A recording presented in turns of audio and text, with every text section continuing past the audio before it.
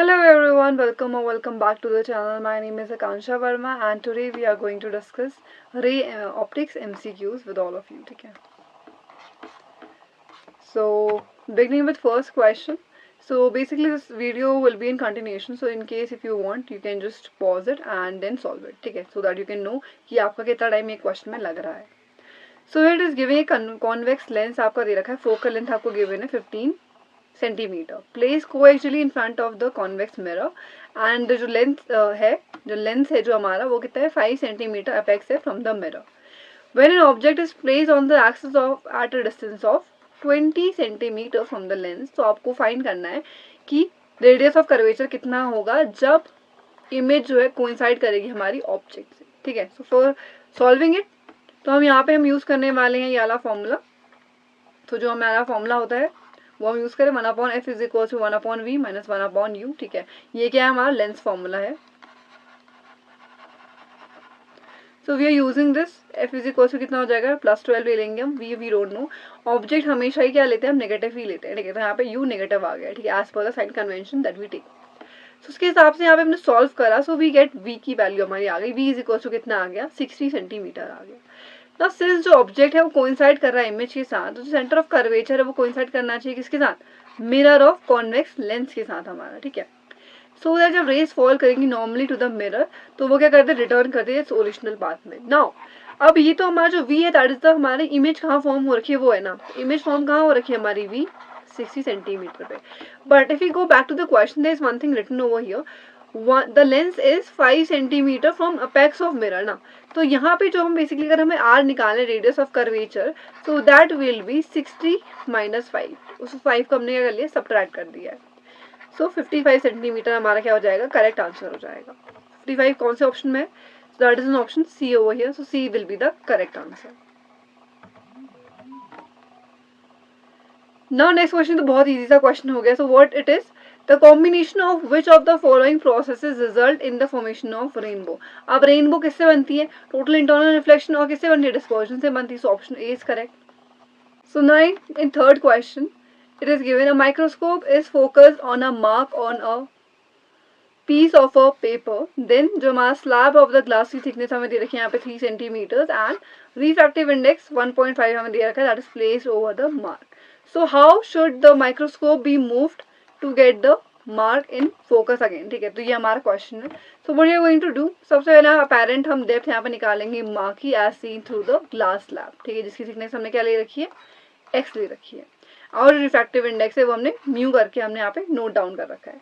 So if you talk about the apparent formula, तो apparent depth अगर आपको निकालनी है apparent depth is equal to क्या होता है real depth upon refractive index. ठीक है. नॉर्मली रिफ्रैक्टिव इंडेक्स को हम किससे शो करते हैं, real depth upon apparent depth ना, उसी को हमने क्रॉस मल्टीप्लाई कर दिया है. 3/1.5 आ गया. So you got your answer as 2 centimetre. आज जो इमेज अपीयर करेगी that will be raise 1 centimetre ना, इसलिए जो माइक्रोस्कोप है उसे कितना हमें मूव करना चाहिए ऊपर 1 सेंटीमीटर मूव करना चाहिए. ठीक है. सो 1 centimetre upward is the correct answer. That means option A is the correct answer for this question. Now next question, fourth. A ray of light is successively deflected from two plane mirrors incident to each other at a certain angle. If the total deviation जो हमें दे रखा है path का that is given to be 300 degree, तो हमें निकालना है यहाँ पे नंबर ऑफ इमेजेस जो हमें फॉर्म होंगी. सो बेसिस डायरेक्टली यहाँ पे फॉर्मूला रहता है. सो जो deviation that is equal to 360 minus 2 theta sorry deviation is equal to 360 minus 2 theta हमारा फॉर्मूला होता है. डेविएशन का एंगल हमें ऑलरेडी 300 दे रखा है तो 300 की जगह इसमें वैल्यू रख दो. 300 is equal to 360 minus 2 theta. 2 theta को इधर ले आए तो 3 यहाँ पे कितना हो जाएगा 60 हो जाएगा. तो थीटा की वैल्यू कितनी आ गई यहाँ पे 30 डिग्री आ गई. ठीक है.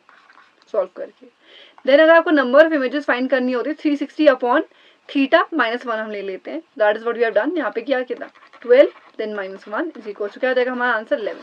सो 11 is the correct answer for this question. So 11th वाला मतलब ये C option is the correct answer for this question. Next अगर हम बात करते हैं, so human eye can be regarded as a simple spherical refracting surface of the curvature. इसकी radius कितनी है 7.8 मिलीमीटर है. If a parallel beam of light comes to focus at 3.075 centimeter behind the refractive surface, हमें refractive index निकालना है आई का कितना हो जाएगा. This is the formula that we are going to use. हम क्या लेते हैं, अगर हमें कोई अलग से सर्फेसिस दिए होते हैं उसमें जो फॉर्मूला अप्लाई करते हैं वो ये हो गया, म्यू टू अपॉन, यहाँ पे लिख रहा है mu two upon v minus mu one upon u हो जाता है, देन यहाँ पे mu two minus mu one upon R is the formula. अब म्यू टू जो हो जाएगा म्यू के बराबर ले लेंगे, वही हमें क्या करना है, फाइंड करना है। म्यू वन की value is given to us as 1, u क्या हो जाएगा, दैट इज इनफाइनाइट, मतलब जो हमारी ऑब्जेक्ट की distance that is infinite that we are taking. यहाँ पे इनफाइनाइट ले लेंगे तो ये तो जीरो हो जाएगा ना, यहाँ पे जीरो बन जाएगा ये। उसके बाद v की वैल्यू की अगर हम बात करते हैं तो that is given as 3.075 centimetre हमें दे रखी है। r की अगर हम बात करते हैं that is given to us as 7.8 millimetre. So we directly substitute the values over here, यहाँ पे रहने दो, यहीं पे कर लेते हैं। Mu upon 3.075 minus 1 upon infinite, अब यही टर्म जो है ना ये जीरो बन जाएगा, that is what I have written over here, ठीक है, यहाँ पे जो लिखा होता है नेवर माइंड। देन उसके बाद is equal to mu minus 1 upon 0.78 हमने रखा है, क्योंकि यहाँ पे हमें क्या है मिलीमीटर में देखा था, तो हमने यहाँ पे सब किस में कन्वर्ट कर दिया, सेंटीमीटर में, एक यूनिट में कन्वर्ट करोगे, ठीक है। तो इसके बाद यहाँ पे इसको जब हमने सॉल्व किया, you got your answer as, let me write properly, ठीक है, I am erasing whole the thing जो हमें लिखी थी। तो यहाँ से हम डिस्कस कर रहे थे, तो mu upon 3.075 is equal to mu minus 1 upon 0.78। तो इसको हम बेसिकली क्रॉस मल्टीप्लाई करके, और अगर टर्म्स कोई कट रहे हैं उनको आप कैंसिल कर सकते हो। So you will be getting value of mu that is coming out to be 1.34। Now let's check किस में आ रहा है, so that is option A. So option A is our correct answer for fifth question. Next है हमारा sixth question. तो अगर x और वाई जो है डिस्टेंस हमें दे रखी है ऑफ द ऑब्जेक्ट, ऑब्जेक्ट का ही दे रखा है, ठीक है, और इमेज का क्या दे रखा है, हमें ये दे रखी है डिस्टेंस, ठीक है। बाय द कॉनकेव मिरर हम यहाँ पे यूज कर रहे हैं फ्रॉम इट्स फोकस, और एफ क्या हो जाएगा, हमारा फोकल लेंथ हो जाएगा। तो उसके हिसाब से हमें इनमें से निकालना है कि इनमें से क्या रिलेशन आता है। So option B is correct over here, that is x y को मल्टीप्लाई करके वी आर गेटिंग एफ का square. Now what formula you are going to use here, Newton's formula हम यहाँ पे यूज करेंगे। न्यूटन्स फॉर्मूला ये state करता है, and normally if we note down, ठीक है, यहाँ पे देखो, यहाँ पे देखो, एक बार ध्यान से देखते हैं, यहाँ पे क्या लिखा है, मिरर लिखा है ना, ये मिरर, ठीक है। So if you know mirror का फॉर्मूला अगर हम लिखते हैं तो 1 upon f is equal to क्या होता है, 1 upon v plus 1 upon u होता है, ठीक है, ये मिरर का होता है। एंड मैंने आपको बता रखा है कि अगर नहीं पता है आपको तो let me tell you again. तो अगर यहाँ पे देखो मिरर में पॉजिटिव आता है, ठीक है, यहाँ पे जो मिरर फॉर्मूला यूज करें प्लस आता है, जब हम मैग्निफिकेशन लेते हैं तो नेगेटिव आ जाता है। यही केस अगर हम लेंस फॉर्मूले की बात करते हैं, तो लेंस फॉर्मूले में क्या होता है, ऊपर यहाँ पे माइनस होता है, यहाँ पे प्लस होता है, ठीक है। तो आपको मिरर वाला फॉर्मूला याद करना है, बिकॉज मिरर का फॉर्मूला हमने पहले से पढ़ रखा है एज कम्पेयर टू लेंसेज, ठीक है। तो मिरर में प्लस वाला टर्म यहाँ पे ऊपर आ गया, देन यहाँ पे माइनस वाला आ गया। If you talk about lens उल्टा हो जाएगा, ऊपर माइनस और नीचे प्लस आ जाता है। So this is how we have done written this term, इसीलिए हमने ये टर्म यहाँ पे लिख रखा है। उसके बाद हमने इसमें रिलेट कर दिया, इन्हें हमने क्या कर दिया, f upon f minus u के टर्म में हमने शो कर दिया, is equal to f minus v upon f, ठीक है। नाउ दे आर डिफरेंट, जैसे कि मैग्निफिकेशन हमें निकालना है, बट वी और यू की वैल्यू हमें नहीं दे रखी है, हमें एफ और यू की वैल्यू दे रखी है। So we are going to use this formula, and अगर हमें एफ और वी की वैल्यू दे रखी है, we are going to use this formula, ठीक है। तो that is what we have done and solve this, ठीक है। सो यहाँ पे F upon X is equal to Y upon F आ गया है, and then we solve this and we got answer as जो एक्स वाई है is equal to F का स्क्वायर हो गया, ठीक है। Now here you have to find the graph between जो हमारा lateral magnification आता है produced by the lens and the distance of the image हम v लेते हैं, ठीक है। So इसका अगर करेक्ट ऑप्शन की बात करते हैं तो ऑप्शन सी हमारे दे रखा है यहाँ पे। Now again we have taken this formula into account, ठीक है। m is equals to f minus v upon f हमने यहाँ पे ले रखा है, and then we have cross multiplied it because reason being जब हम यहाँ पे ऐसी लाइंस की बात करते हैं ना, so हम कंपेयर करते हैं y is equals to mx plus c से। यहाँ पे c क्या होता है, इंटरसेप्ट होता है हमारा, m यहाँ पे क्या होता है, that is slope. I hope आपको ये पता है, ठीक है। सो उसके हिसाब से हमें पता है अगर y इज इक्वल टू मैं लिखूँ m x प्लस सी, तो इससे आपको पता चलता है कि x की एक्सिस में v लिख रखा है, दैट इज करेक्ट। c आपका इंटरसेक्ट हो जाएगा, जो क्या कट करेगा, तो ठीक है। ऐसे कट करने वाला जो है वो कौन से ऑप्शन में, सी ऑप्शन में दे रखा है। बाकी में यहाँ पे स्ट्रेट लाइन दे रखी है, देन ए में कर्व दे रखा है, डी में ऑल्सो एक कर्व दे रखा है, ठीक है। Next again there is one graph. So graph is plotted between angle of deviation that is z and angle of incident that is I, ठीक है, जो कि प्रिज्म के लिए हमें निकालना है। So आपको इनमें से ग्राफ निकालना है, करेक्ट वाला कौन सा है, ए वाला है, ठीक है। अभी आपने अगर कितने बार अगर रिपीटेड डिविजन कर रखा है वो क्लियरली पता होगा इस वाले का आंसर, ठीक है। So A is the correct answer. So for a prism होता है क्या है, बेसिकली जो एंगल ऑफ इंसिडेंट होता है वो इंक्रीज करता है, जैसे हमारा एंगल ऑफ जो डेविएशन होता है फर्स्ट क्या करता है, डिक्रीज करता है, goes to the minimum values क्या करता है, इंक्रीज करता है। That is what happening in the first graph, ठीक है।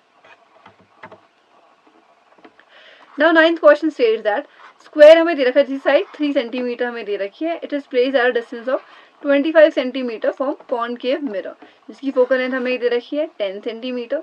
Center of a square is at an axis of the mirror and the plane is normal to the axis. ठीक है, हमें निकालना है area enclosed by the image of the square. ठीक है, so how are we going to use? हमें निकालने वाला है m is equal to I upon o. ठीक है, अब यहाँ पे अगर आप ध्यान से देखो दैट इज यहाँ पे क्या यूज कर रहे हैं, m is equal to I upon o हम यहाँ पे लिख रहे हैं. ठीक है, नॉर्मली हम यहाँ पे कहते हैं m is equal to minus v upon u हम यूज करते हैं बिकॉज यहाँ पे क्या होता है फॉर्मूला मिरर का फॉर्मूला है. ठीक है, सिंपली यहाँ पे आई अपॉन ओ का नोटेशन यहाँ पे लिख रखा है. So F upon U minus F हमने यहाँ पे लिख रखा है एंड यहाँ पे हमने क्या कर दिया, इन सबकी वैल्यूज को हमने सब्स्टिट्यूट कर दिया है. When you substitute the values तो हमारा सिंपल सा इक्वेशन आ गया एंड वी सॉल्व दिस. तो एम इज इक्वल टू कितना आ गया, that comes out to be 2/3.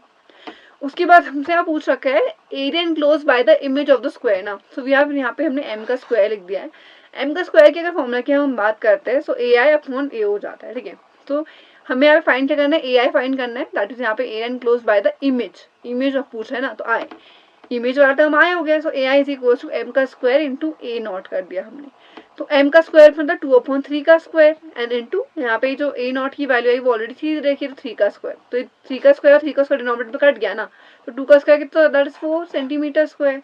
That is the correct answer and that is in option A. So A option हमारा करेक्ट आंसर हो जाएगा for the 9th question. Now next question हमें यहाँ पे दे रखा है that is related to prism. So a glass prism हमें जो दे रखा है इसका रिफ्रैक्टिव इंडेक्स है 1.5 एंड देन इमर्ज कर रखा है ग्लास में इसका रिफ्रैक्टिव इंडेक्स है mu is equals to 4/3. A light beam जो है इंसिडेंट है normal to the face of A B and is totally reflected to reach the face B C. ठीक है, बी सी हो जाएगा.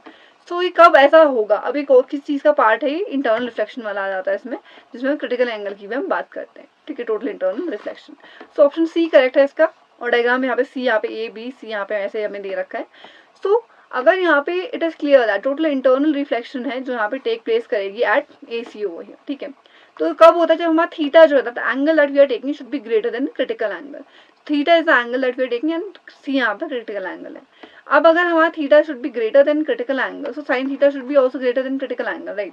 एंड उसके क्रिटिकल एंगल को we can define it like this ना, म्यू इज इक्वल टू हम क्या लिखते हैं 1 अपॉन, यहाँ पे mu is equal to 1 upon sine C भी हम लिखते हैं विच इज दिस.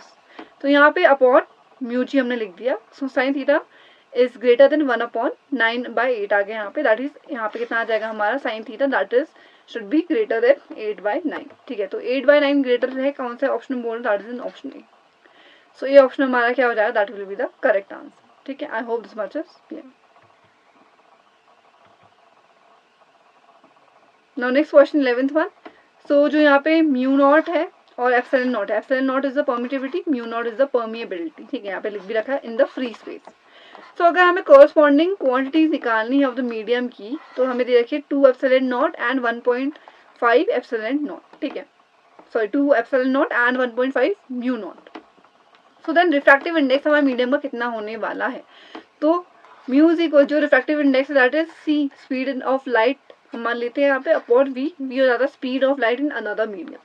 तो ऊपर तो हमारा वो हो गया ना वैक्यूम वाला, तो वैक्यूम वाले की वैल्यू लिख दी अपॉन यहाँ पे हम इस वाले को अगर फॉर्मूला में लिखूँ, वी वाले के फॉर्मूले को मैं लिखती हूँ, तो वी इज इक्वल टू क्या अंडर रूट ऐसे करके लिखते हैं ना मिसे. इसको अगर हम फर्दर अगर हम डिस्क्राइब करते तो mu R then mu not epsilon R. तो बेसिकली जो म्यू है ना इसकी वैल्यू हमें क्लियरली दे रखी है यहाँ पे 1.5 म्यू नॉट हो गई. ठीक है, I think due to my image you won't be able to see it. मैं दोबारा लिख देती हूँ. ठीक है, क्या mu is equal to C upon V हमने लिख दिया. सो वी का फॉर्मूला क्या होता है 1 अपॉन म्यू एप्सिलॉन. तो म्यू इज इक्वल टू क्या दे रखा है हमें, that is given to us as 1.5 mu not. And similarly, if we talk about epsilon, so that is given to us as 2 epsilon naught. And normal case में mu को आप ऐसे लिखते हो mu naught and mu naught R, ऐसे define करते हो. Similarly epsilon को epsilon naught epsilon R. This is how you going to define it. So ये वैल्यू कैंसिल हो गई and then you are getting your ultimate answer as √3. तो √3 की अगर हम बात करते हैं that is in option B. ठीक है, तो ये हमारा करेक्ट आंसर हो चुका. So that's it for today's class. I hope you are enjoying this series. So ये रहा हमारा ray optics का. Next will be wave optics. So stay updated to our channel for more such videos. And thank you. Please like, share, subscribe, and I'll see you in my next video. Bye bye.